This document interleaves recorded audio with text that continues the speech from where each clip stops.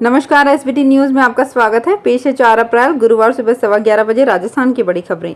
Bharatiya Janata party के राष्ट्रीय अध्यक्ष जेपी नड्डा ने इंडिया गठबंधन को भ्रष्टाचार बचाओ और परिवार एवं पार्टी बचाओ गठबंधन करार देते हुए आरोप लगाया। उन्होंने कहा कि इसके नेताओं को देश से कोई लेना देना नहीं है और ये केवल परिवार और पार्टी बचाने में लगे हैं, इससे ज्यादा कुछ नहीं है। जबकि भाजपा प्रधानमंत्री नरेंद्र मोदी के नेतृत्व में देश को आगे ले जाने में लगी है। नड्डा बुधवार को लोकसभा चुनाव में भाजपा प्रत्याशी दुष्यंत सिंह के समर्थन में आयोजित जनसभा में बोल रहे थे। उन्होंने कहा, इंडिया गठबंधन दो ही चीजों का गठबंधन है, एक तो भ्रष्टाचार बचाओ और दूसरा परिवार और पार्टी बचाओ गठबंधन। चुनाव आयोग ने बुधवार को राज्यों और केंद्र की प्रवर्तन एजेंसियों के शीर्ष अधिकारियों के साथ बैठक में लोकसभा चुनाव और कुछ राज्यों की विधानसभा के चुनावों की इस समय चल रही प्रक्रिया को निष्पक्ष और शांतिपूर्ण तरीके से संपन्न कराने के लिए व्यापक दिशा निर्देश दिए। आयोग ने बैठक के बाद जारी एक विज्ञप्ति में कहा कि सभी राज्यों, केंद्र शासित प्रदेशों के मुख्य सचिवों और पुलिस महानिदेशकों और केंद्रीय एजेंसियों के प्रमुखों को शांतिपूर्ण और प्रलोभन मुक्त आम चुनाव सुनिश्चित करने के निर्देश दिए हैं। आयोग ने प्रत्येक राज्य, केंद्र शासित प्रदेश से संबंधित महत्वपूर्ण मुद्दों की विस्तार से समीक्षा की। मुख्य चुनाव आयुक्त राजीव कुमार की अध्यक्षता में हुई इस बैठक में चुनाव आयुक्त ज्ञानेश कुमार और सुखबीर सिंह संधू ने भी भाग लिया।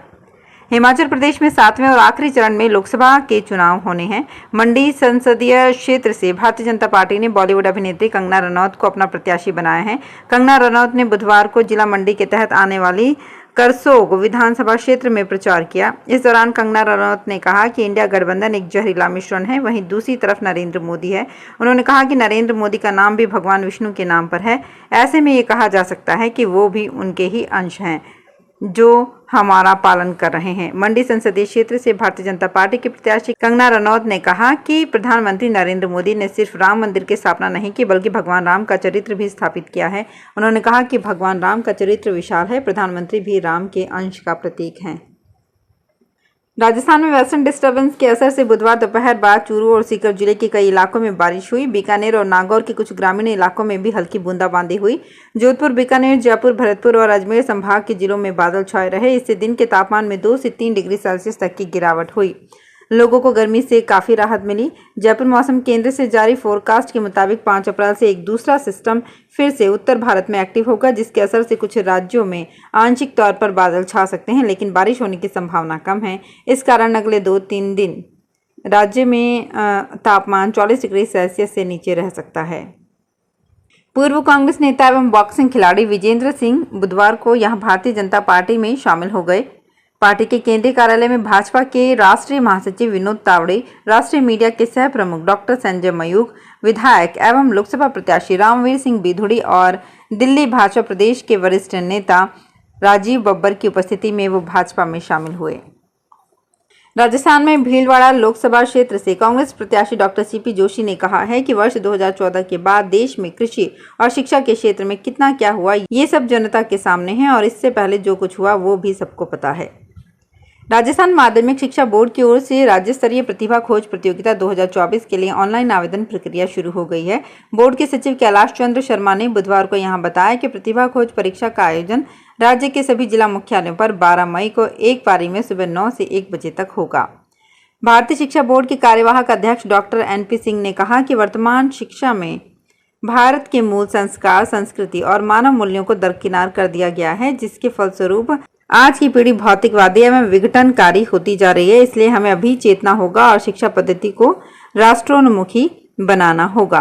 डॉक्टर सिंह ने बुधवार को यहां शिक्षा की आज़ादी विषय पर आयोजित संगोष्ठी को संबोधित करते हुए कहा कि संस्कार विहीन समाज को बनने से रोकने के लिए हमें शिक्षा पद्धति को राष्ट्रोन्मुख बनाकर सही दिशा देनी होगी, ताकि युवा पीढ़ी भौतिकवाद की ओर नहीं भटके। एसओजी ने डमी कैंडिडेट बनकर परीक्षा में बैठने वाले सरकारी टीचर को गिरफ्तार किया है। आरोपी रोशन लाल मीणा ने पूछताछ में 20 से ज्यादा परीक्षा में डमी कैंडिडेट के रूप में बैठने की बात स्वीकारी है।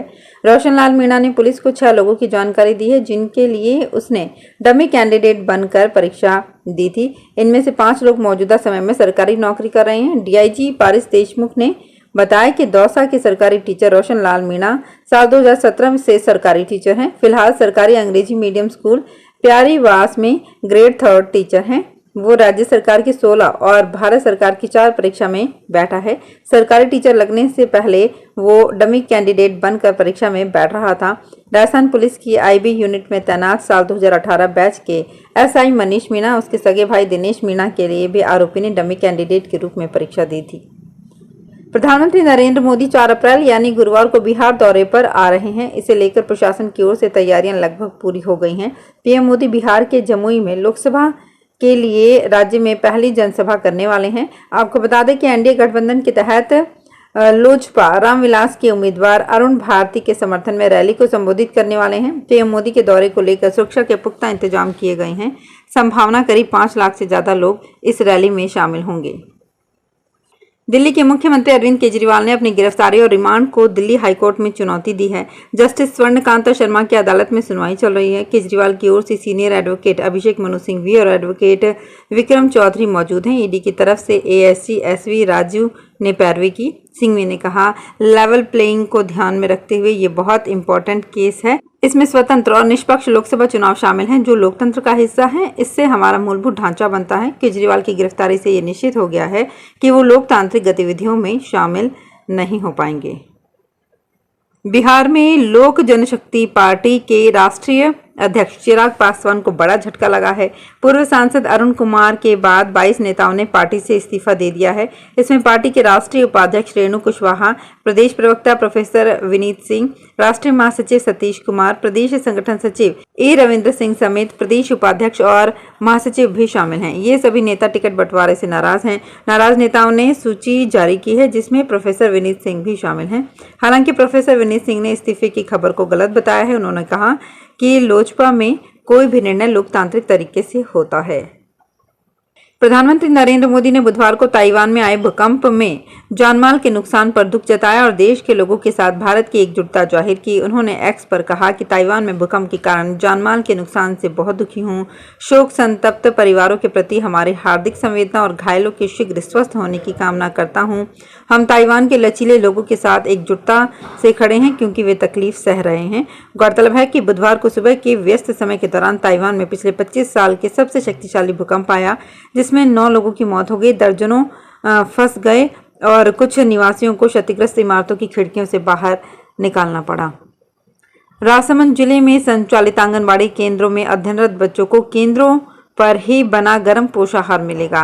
पहले सहायिका घर से बनाकर लाती या फिर केंद्र पर चूल्हे आदि पर बनाया जाता था। इससे परेशानी का सामना करना पड़ता था। महिला एवं बाल विकास विभाग की ओर से आंगनबाड़ी केंद्रों का संचालन किया जाता है। केंद्रों पर 3 से 6 साल तक के बच्चों को प्री स्कूल एजुकेशन दी जाती है। केंद्रों पर आने वाले बच्चों को पोषाहार उपलब्ध कराया जाता है। इसमें गर्म और सूखा पोषाहार शामिल है। पोषाहार बच्चों की ग्रोथ के लिए फायदेमंद होता है। जैसे जैसे बोर्ड परीक्षाएं खत्म होती जा रही है, वैसे वैसे शिक्षा नगरी कोटा में नए शैक्षणिक सत्र की गतिविधियां शुरू हो गई हैं। मेडिकल और इंजीनियर की प्रवेश परीक्षा की तैयारी के लिए देश भर से छात्र छात्राएं कोटा पहुंच रहे हैं। इससे कोटा फिर स्टूडेंट से गुलजार होने लग गया है। कोचिंग संस्थानों में उत्सव जैसा माहौल है। अब तक 50,000 से अधिक स्टूडेंट्स कोचिंग संस्थानों में प्रवेश ले चुके हैं। कोचिंग स्टूडेंट के रहने के लिए कोटा में 5 स्टार होटल की सुविधा प्रदान की जाती है। कोटा में इस बार 500 से अधिक नए हॉस्टल बनकर तैयार हो गए हैं। तो फिलहाल इस बुलेटिन में इतना ही। फिर हाजिर होंगे कुछ और बड़ी खबरों के साथ। अगर आप भी अपने आसपास की छोटी बड़ी और महत्वपूर्ण खबरों से अपडेट रहना चाहते हैं तो सब्सक्राइब कीजिए हमारे चैनल एसपीटी न्यूज को और प्रेस कीजिए बेल आइकन पर